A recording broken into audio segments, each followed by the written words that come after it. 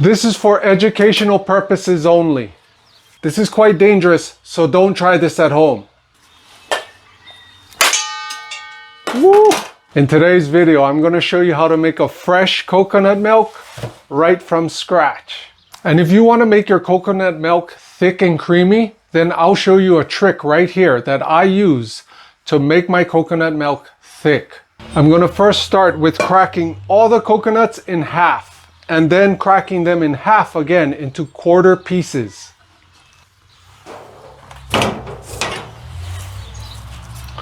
I usually use a machete to crack the shells in half.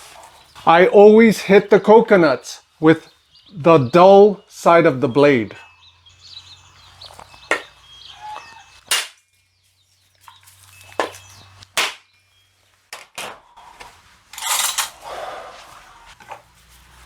Okay.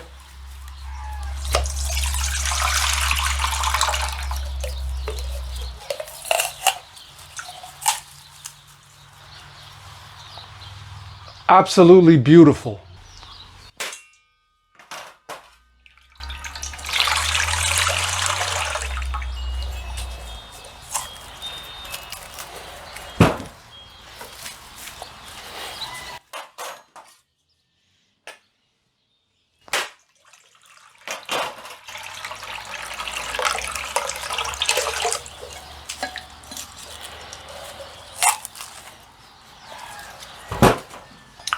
What I do after, when I collect all of the coconut water, I'll just run it through my nut milk bag, which is a strainer, and then I'll store this away in the icebox for later. Or I'll make my own homemade fresh juices, such as orange juice, tangerine juice, and I'll usually mix some of the fresh coconut water in that, and it just comes out absolutely stunning. Woo!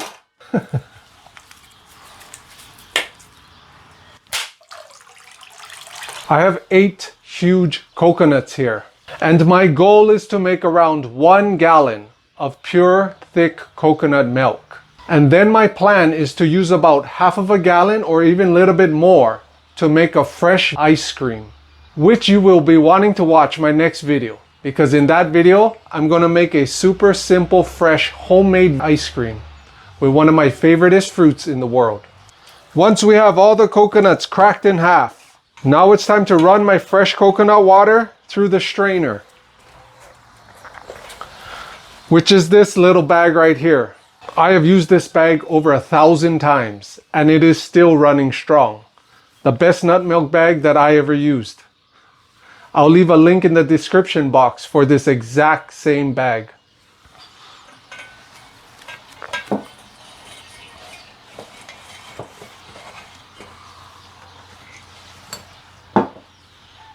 Then, let's see.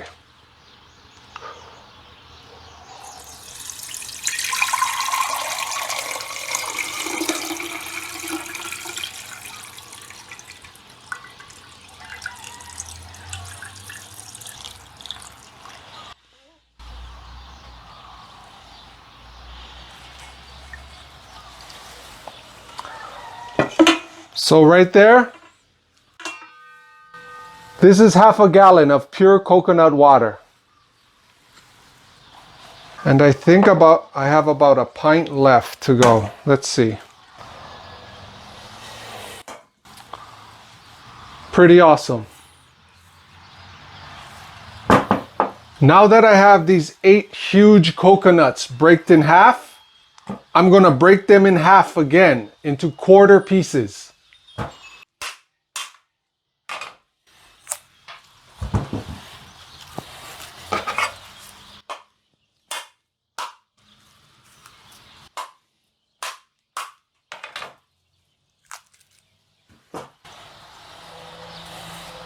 Again, never use the sharp side of the blade, right? You would think this is common sense. Always use the dull side.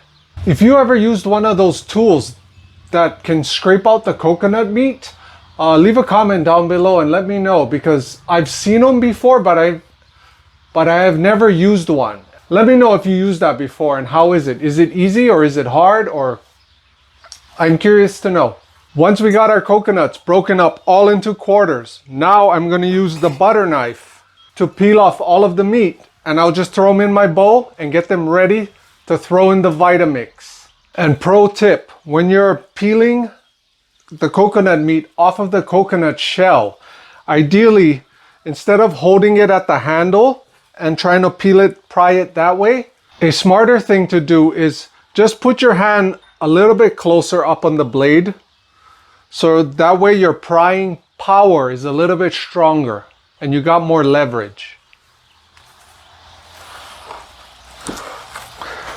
And if you do need that extra prying power, you can go back down, but just be careful.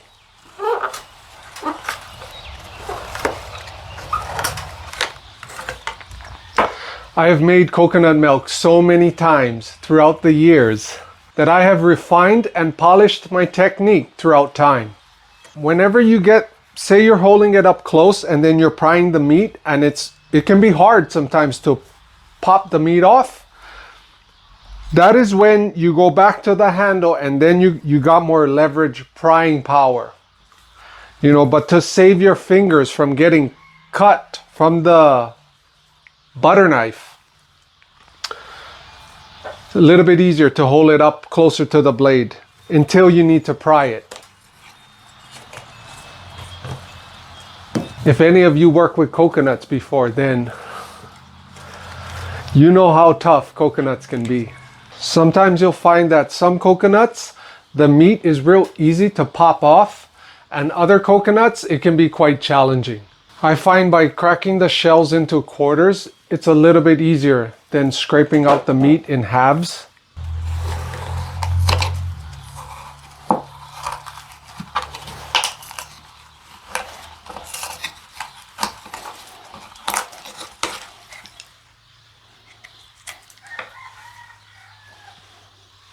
Now I'm just going to throw all my shells in a bucket, and I usually save these for firewood. The coconut shells are one of the best things to burn in a fire, especially if you're cooking food, because this thing burns so clean.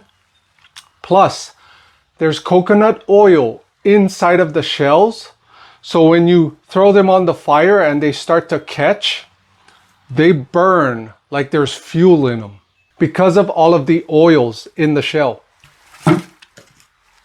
Once we have our coconut meat, what I do next is I'll use like a knife and a paring knife to just cut them in smaller pieces, so that when I throw them into the Vitamix, it's much easier for the Vitamix to blend them all up. So I just cut thinner pieces.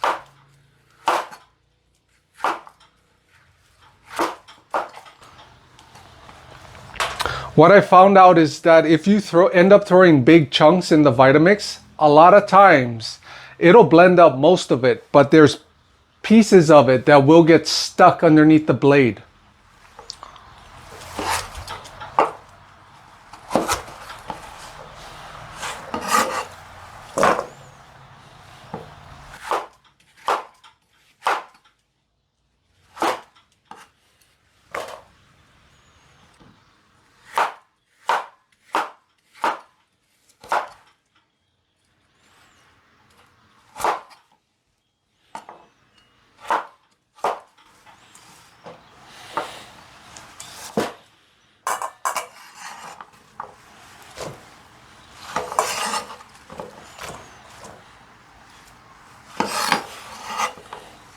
I remember the first time I drank fresh coconut milk. It was actually the first plant-based milk that I ever drank fresh and homemade. And let me tell you, that experience has never left me till today. And if you never tried a fresh plant-based milk before, then I highly recommend you make one at home. Even if it's from, say, store-bought almonds, pecans, macadamia nuts, hazelnuts, Brazil nuts, even walnuts if you wanted to.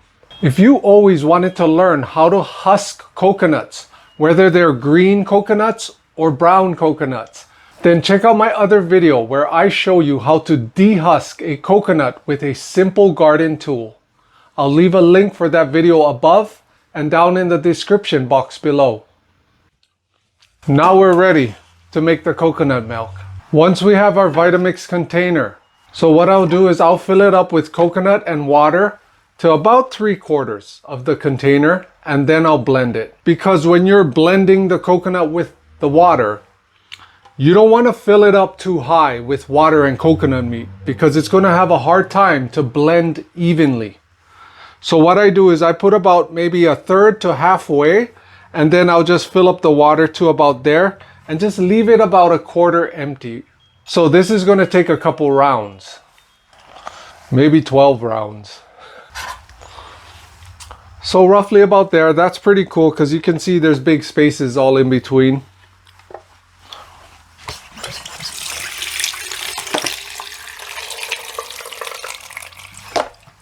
And if you want to make your coconut milk thick and creamy, then I'll show you a trick right here that I use to make my coconut milk thick. Okay, you ready?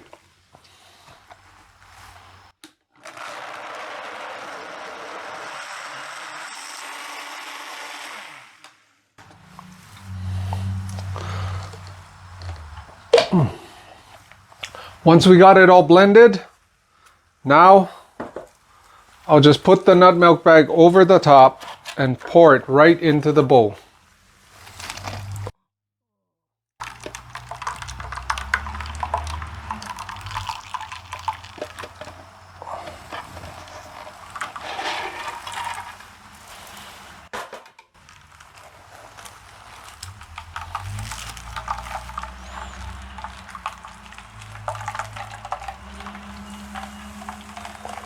And then you just slowly squeeze it out.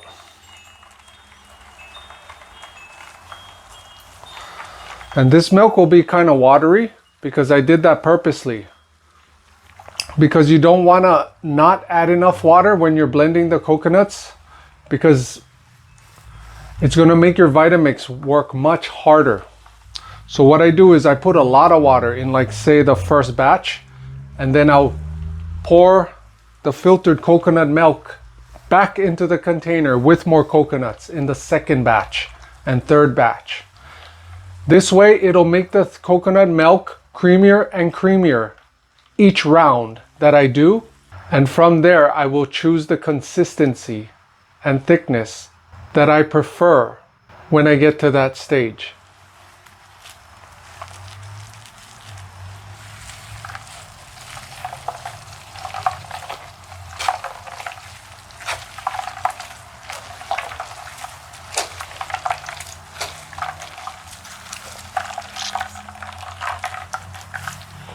And another cool thing you can do is now with the dry pulp in this bag, you could actually bake it and blend it into flour if you wanted to, and you would have pure coconut flour.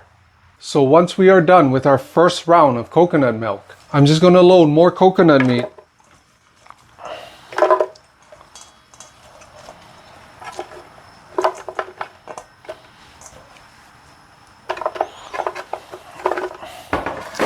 And then use this milk and pour this milk back in. And this is how you can make thick and creamy coconut milk. And I'll just put most of it. Right. It's pretty good. Just leave it about 20% empty from the top and you're pretty good.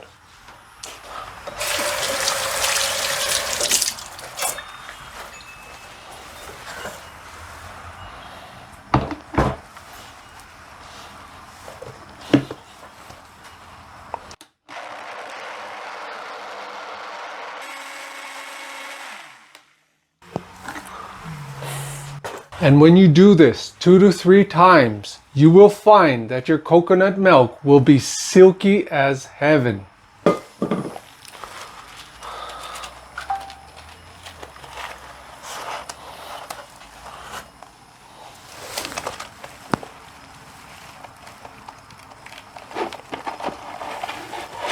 Whoa!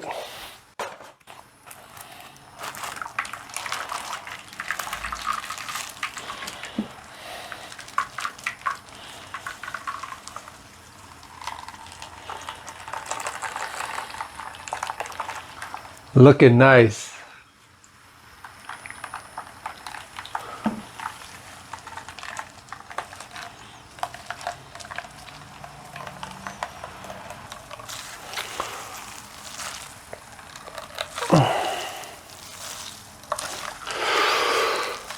Whoop-ah!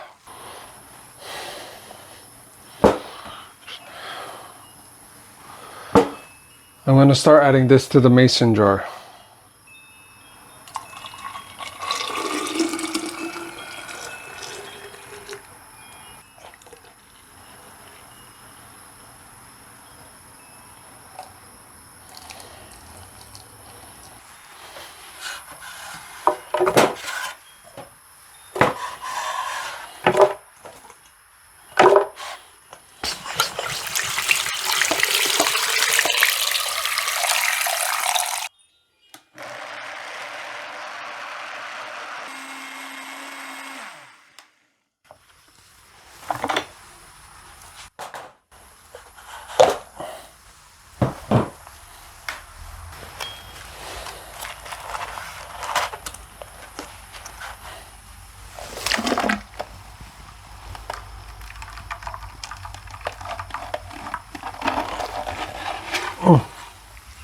The first round is like skim milk when you put a lot of water.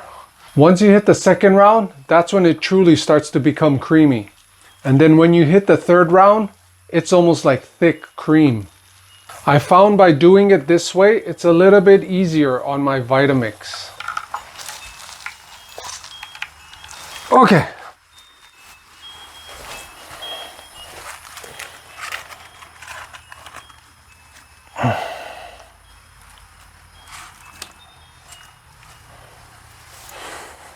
Make sure there's not any tiny pieces of shells still stuck to the meat. That can end up dulling your blade, or you can end up hearing a loud tacking noise in the container when you're blending it. And if you don't have a Vitamix yet, then what are you waiting for? This is hands down the best blender that I have ever used. I'll leave a link in the description box to get the absolute beast of a blender, the Vitamix.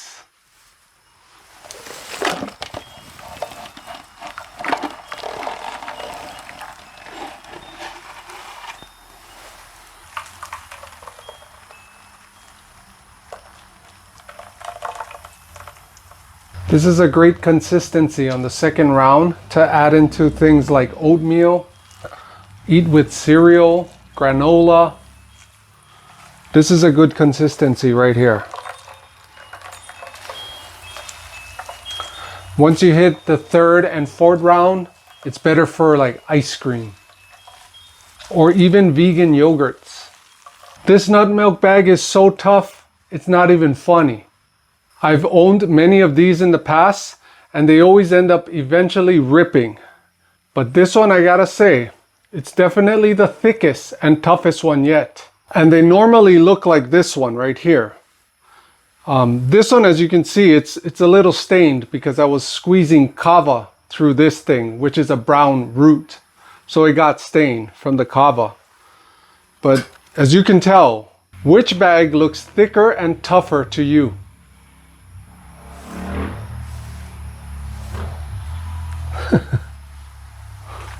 As the milk starts to get thicker, now I'm adding less meat and more liquid.